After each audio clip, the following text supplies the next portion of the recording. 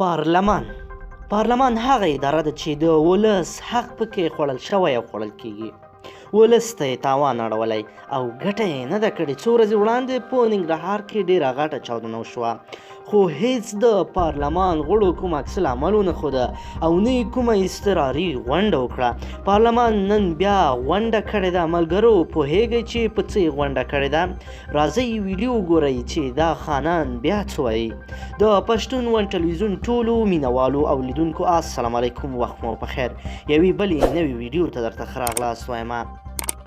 د چورلمان کلمه له ډېرې مودې راهیسې د افغانستان د یو خصوصي ټلویزیون په یو طنزي خپرونه کې د پارلمان پر ځای کارېږي، چې بالاخره د ولسي جرګې غړو د وړمې ورځې په غونډه کې پرې بحث وکړ او د مجلس د غړو لپاره یې توهین‌آمیزه وبلله.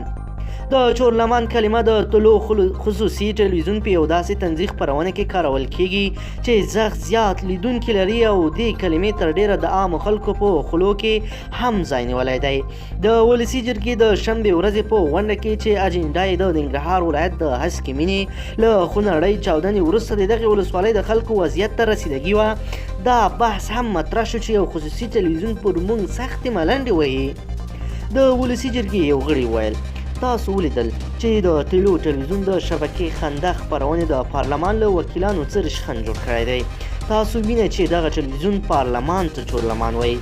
ده وویل دوی ته باید دومره اجازه ورنه کړل شي چې د افغانستان پر قانون جوړونکو دې تر دې حده ملنډې ووهي او دومره یې دې توهین کړي. په دې اړه د افغانستان د آزادو رسنیو د ملاتړ ادارې نه هم په یو خبرپاڼه کې ویلي، هغه څه چې د طلوع ټلویزیون په شبکه خنده خپرونه کې خپریږي یوازې یو طنز دی چې هیڅ ډول قانوني او حرفه‌ایي ستونزه نه لري. نه یې زیاتوي چې د پارلمان او یو شمېر غړو یې دغه ډول چلند کولی شي چې د بیان د ازادۍ مخه ونیسي.